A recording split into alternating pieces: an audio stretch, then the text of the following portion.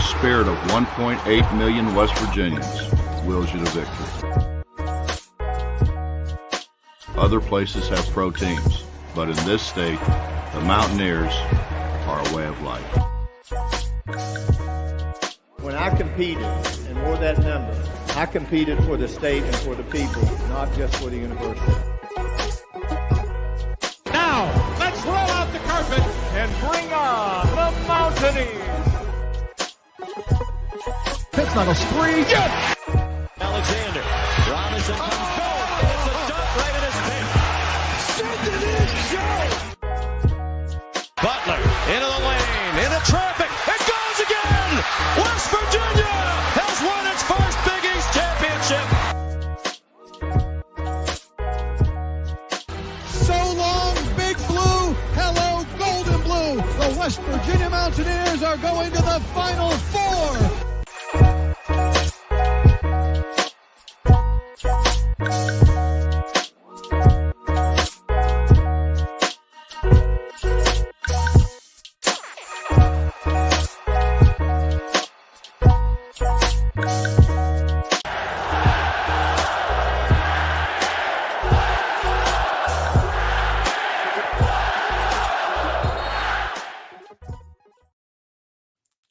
What's going on, Mountaineer Nation? Welcome back to the Country Roads webcast. As always, I'm Jordan Cruz here with the UAB postgame show for the 10th game of the WVU basketball season in 2022-2023. Here back at home, still remaining undefeated at home as they come out on top over UAB 81-70, ultimately covering the spread and getting another win yet again for the second consecutive game there, improving to 8-2 thus far on the season. As always, drop your thoughts there in the chat if you'd like on the game, on the season, anything you like there WVU related as we go throughout. I'm going to go over the numbers and give kind of some of my thoughts here. Keep these post-game basketball shows pretty brief as possible. We'll stay here as long as you guys want if you guys are in the chat there, of course, as always. But appreciate you guys tuning in. Of course, I'm streaming this live on the Country Roads Webcast Facebook, YouTube, and Twitch pages. Having said that, if you're watching on the YouTube, do us a favor, drop a like in there. It really helps the video performance and help futures video performances as well. And if you haven't already, hit the subscribe button. Helps us, helps you, helps get more of this Mountaineer sports content out to Mountaineer Nation. Having said that, the Mountaineers, I think, really impressive win here. I think it's a game a lot of people were concerned about. One of the maybe tougher opponents on the season thus far, in my opinion. Save for Purdue, I think it probably was maybe the toughest matchup West Virginia has had. I know Xavier was tough because it was on the road at Xavier, and Xavier's a good team as well. But I think UAB may be even better than Xavier, but at least West Virginia got to play them in the Coliseum. Helped a lot, but for the second consecutive year, West Virginia's able to beat UAB in a tough game, hard-fought game. Andy Kennedy, we know, a former Bob Huggins assistant, and I think these teams kind of mirror each other in play style a lot. We saw the officiating get a little bit tighter in the second half on these two teams that like to play tough, hard-nosed defense, and there was a lot of fouls called in that half. And luckily in this game, West Virginia was hitting their free throws. I think that was big time to their advantage. They went 22 of 25 at the line, 88% on the free throws, whereas UAB went 11 of 18 at the line, only making 61% of their free throws. So uncharacteristic of them for the low percentage. And also going into the game, a lot of people thought UAB would be able to be the attacking team and have the advantage at the free throw line and be able to score more points than West Virginia because of that. But it turns out West Virginia really showed that they could be on the attack as well. Getting to the line 25 times, really impressive effort there. Early in the game, I thought the Mountaineers were struggling on the glass, particularly UAB was really hurting them on the offensive glass. UAB did end up out-rebounding them offensively 11-7 and out-rebounding them overall 32-30. But I thought later on in the first half and later on in the game overall, second half, West Virginia rebounded the ball better. But defensively was the most impressive effort for the Mountaineers in this one. UAB averaging 90 points in the season. They hold them to 70. A lot of those coming late in the game there in the final few minutes, actually. They went on a little run. But West Virginia, I thought, played really good defense, especially on Jelly Walker, forcing him into 7 turnovers. Great job there. We'll catch up on some of your guys' comments, and I'll get into more of some of the individual numbers. Like I said, I'm going to do a CRW Hoops podcast. It'll be 8 days before the next basketball game. So before I get another post-game reaction out or anything like that. So in the meantime, I'm going to release a CRW Hoops podcast episode, talk about this past game and this game more in depth, and then preview the upcoming game against Buffalo. And then I think it's Stony Brook after that on the 18th, and then 22nd, if I'm not mistaken. But next game, not till the 18th. I think it's a 5 o'clock contest against Buffalo. Another homestand, West Virginia on that 4-game in a row home stretch. This was the second of those 4. But let's see what you guys got here in the chat, and then I'll go over some of the individual numbers before we get out here and give some final thoughts. Sorgy Stories, what's going on, man? Good to see you in here as always. Appreciate you. Blue Hawk 71 says, great game, Jordan. Yeah, I agree, man. Great game. They really impressed me in this one. That's not a bad UAB team at all. I think that's a team that we could see playing, in March in the big dance as well. I think that they are a talented team. Jelly Walker, one of the best players in the country. And, it's no small feat what Keedy Johnson did today, not only stopping him and forcing him into 7 turnovers, him and Joe Toussaint combined. Got to shout out Joe's defensive efforts there as well. But Keedy Johnson on the offensive end, how about that? 17 points, leading the Mountaineers in scoring. I don't think anybody called that one going in. We knew he would have to stop Walker, but he really did his own thing on the offensive end as well. Get more into that when I talk about the offensive numbers. But Story says he didn't watch the game, had Army versus Navy on before a late dinner. Happy that we won, though. Yeah, I'm glad that we ended up getting the W. Heard that Army versus Navy game was great. Didn't get to catch that. I had to work earlier today, got home just in time, start to watch the basketball game. But, yeah, I heard that was a great game as well. Heisman basketball. Oh, let me know who ends up winning that. I forgot that was tonight. That's perfect timing. Right now, I'll get to hear who wins it. Let me know here on here, Sorgy, if you're still on for the next, 5 minutes or whatever it's about to be. But appreciate you guys that are all tuned in, chimed in, whether you're on the Facebook, YouTube, Twitch of the Country Roads webcast. Anyone you got there, like I said, keep these post-game shows a little bit more brief, 10, 15, 20-minute range, however long it ends up running. But the CRW Hoops podcast will talk a little bit more in depth in general about the games overall. And then, of course, we'll have more post-game reactions and more streams coming up. I'm going to try and do a Q&A stream this week. Haven't done one of those in a week or two, so need to get one of those going this week, hopefully. Maybe Monday. We'll see how it goes, but one day this week, definitely going to be a Q&A stream coming up. Keedy post-game, Luke Bart, what's going on, man? Keedy post-game, he said he shows out when his mom comes. Looks like Huggan needs to get her tickets to every game. Yeah, absolutely. I'd agree with that. I didn't get to see all of it on ESPN Plus. They cut out of it, and I only saw a little bit, right there when he was talking about that one little part. I don't know why ESPN Plus always does that. It seems like Amanda Mazey's always trying to do a post-game interview, and ESPN Plus always cuts it off. That's at least the second time I've seen him do that. ESPN Plus just needs to get it together.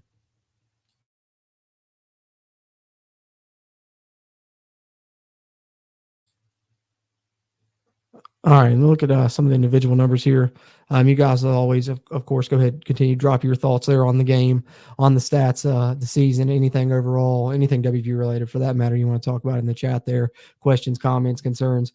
I'll address them after I talk about these individual numbers and then give some final thoughts out before we get out of here and wrap up this post-game show. And like I said, more content coming throughout the week, including a CRW Hoops episode where I'll talk more about basketball and, of course, football content ongoing, transfer portal news, transfer portal updates, things like that coming this week. But having said that, offensively, looking at some of the numbers, when you look at UAB, I think the most impressive thing is holding Jelly Walker to 6 of 17 from the field, 4 of 11 from the three-point line, and forcing him into 7 turnovers and 19 points. I know it sounds like a lot, but he's a guy that averages a lot more than that. He can score 30, and you held him down to a bad field goal percentage overall, and then forcing him into 7 turnovers is the biggest thing for me.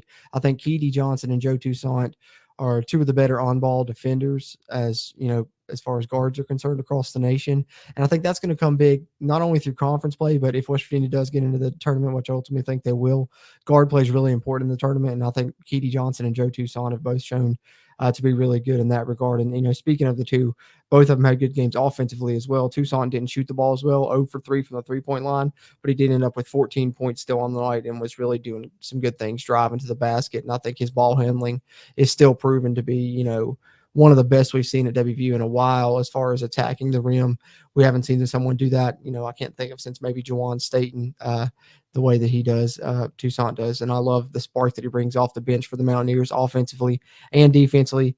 And then a little bit I've talked about Keedy already, but 17 points, 2 rebounds, and 1 assist. And then, of course, defensively, what he did on Jelly Walker, can't fail to mention that again. 5 of 10 from the field, also did a great job at the free throw line. Stevenson only played 16 minutes in the game, got into foul trouble again. And that's been an ongoing theme throughout the season thus far, unfortunately. It seems like every game he's had at least 4 fouls. But if he could stay out of foul trouble, that would really be a big thing, because if you look, he's been the Mountaineers' leading scorer statistically coming into this game overall on the season, and he's been in foul trouble every game. So imagine if he's going to keep himself out of foul trouble, he may be a guy that could average 20 points a game. We just haven't seen what he can do, because we haven't seen him have a game where he's not in foul trouble and on the bench for a good portion of it. But despite that, I was glad to see other Mountaineers step up in this game. And that's one thing I'll say about this team, is they've shown that different people can step up. And that's something that we haven't had in a while. And that's why I think a lot of people are really excited about this team, is because you'll see 4 guys in double figures, 5 guys in double figures. We've seen that a couple times throughout the season. The Mountaineers in this one had 4 guys in double figures again: Toussaint, Keedy Johnson, Emmett Matthews, and Trey Mitchell. And then, you also almost had another guy there with Jimmy Bell, 8 points, 8 rebounds, 4 for 4 from the field. Not the first time this season he's gone 100% from the field. He did it in another game as well. I think he's continuing to get better and better. The more he gets better at low post scoring, the better for this West Virginia team, that I think can really shoot the ball well from the outside. And if they can play inside out, whether it be Toussaint attacking or guys like Waggy and Bell scoring, that could be big. And I think the thing that really I was most pleasantly surprised with, I guess, but it was almost more because they had to do it, was to see Okonkwo and Waggy step up, because if you watch the previous post-game show, it seemed like they were just invisible. Or was that against Xavier? I can't remember. It was one of the two. But I talked about those 2 guys being invisible. They didn't show up on the stat sheet at all. It's like zeros across the board. And in this game, there was foul trouble between, the 3, whether it be Waggy, Okonkwo, or Bell, specifically Waggy and Bell early. And Okonkwo was forced into more action than he's played all season. Played 10 minutes. Of course, a bit of a mixed bag. Like Huggins talked about in his postgame, Okonkwo is a guy, though, that's really young. He reclassified, came in early. I think he's only like 18 or 19 years old. And he was a tennis player, Huggins said, so he's still getting used to the game. Same thing with Waggy. It's only his second year playing basketball. So I think Waggy specifically is pretty impressive for just that fact of being as young as he is and new to the game as he is. And Okonkwo is going to continue to come along, but I think Okonkwo has been showing the most positive thing I've seen from him is his rim protecting ability. He's shown that he can block shots at times this season. Did that at one point in this game, and that was a big moment when he did it. And I think he stepped up and did the things that he needed to do when he was called upon, because the Mountaineers needed him, and they're going to need him at times this season moving on. If Bell gets in foul trouble, Waggy gets in foul trouble, they're going to need him. And Waggy, I think, needs to continue to improve. I ended up fouling out at the end. Bit of a mixed bag again. Didn't do a great job on the glass, and that's the one thing we heard about him coming in. First couple games looked like he was good on the glass. Hasn't really shown that since then. Only 1 rebound in this game, so hopefully he continues to improve there as far as the Mountaineer big men are concerned. And then as far as guard play, like I said, Keedy Johnson and Toussaint to stand out. Stevenson got in foul trouble.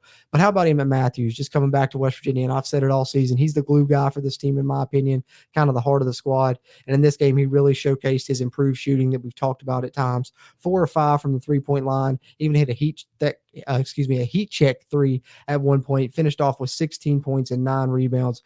Great game from him. Awesome to see him come back to West Virginia and have such a great start to the season, as the Mountaineers have overall. As you see, their 81-70 victory over UAB, ultimately in the 10th game to improve to 8-2 on the season. So that's just kind of my look at the numbers, my overall thoughts. We'll get up out of here before too much longer. Let me catch up in the chat with you guys.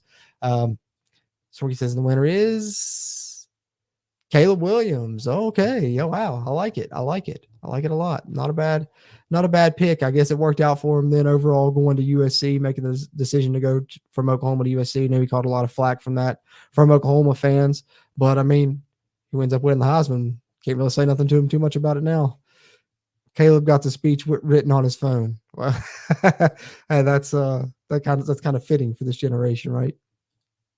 He says, I may be standing here today, but y'all are going to the college football playoffs talking about the other ones. That's true. And they had a chance. That's crazy. I figured they may give it to one of the other 3 just because of that, but they gave it to Caleb Williams. So Caleb Williams, Heisman winner. He's a winner on the night, and the West Virginia Mountaineers are a winner as well, coming out on top of UAB 81-70. Like I said, I'm going to give more extensive thoughts in a CRW Hoops podcast episode, planning to release tomorrow. Hopefully, we'll see how that goes. Other content coming out on the channel in the future. We're going to have a video, another transfer portal update coming out, hopefully later tonight. Jordan White transferring from WVU, and then also updating a couple more transfer scholarships offers that have gone out for West Virginia since I last provided an update on the transfer portal. So that's just kind of a look ahead of some things to expect moving forward in the future on the Country Roads webcast.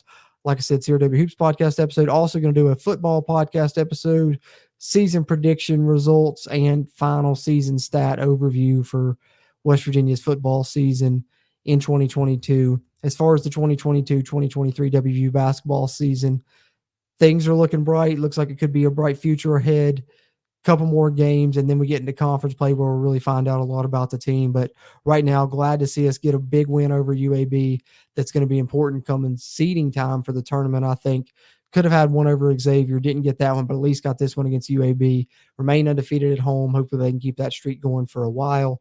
8-2 on the season, as you see there on the bottom of the screen, and as it also says there, please hit the subscribe button if you haven't already. Helps us, helps you, helps get more of this Mountaineer sports content out to Mountaineer Nation. And whether you're watching this on the YouTube, on the live, or on a playback, hit the thumbs up button there. Give us a like on the video. It'll really help its performance and help future videos performances here on the channel as well.